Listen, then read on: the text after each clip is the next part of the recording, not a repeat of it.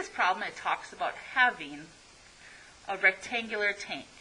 And then you drop something into the tank that is filled with water, we would see a rise in the volume of this tank because something has consumed the space. And so we are able to determine the volume of this object that is dropped into the rectangular tank by figuring out the difference. So for instance, I am a visual person, so this is water and here's the height. Here's the height. Now let's say I take and I drop something into that tank. So this is where it was. I drop something into that tank, and now the volume rises up to this secondary level. If I subtract the differences of the first level to the level of the second, I'll be able to figure out the volume of whatever was placed into that tank. So let's figure out the initial volume. It says that our initial volume is 35 by 30 by 13. Unfortunately, I'm not very good at drawing, but picture something like this.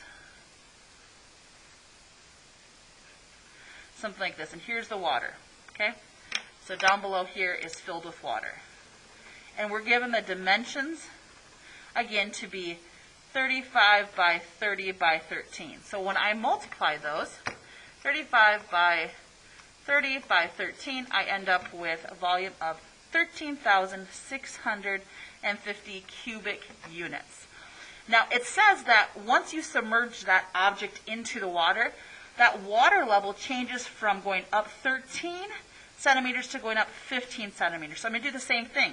But this time I'm going to take 30 by 35 by 15. 30 by 35 by 15.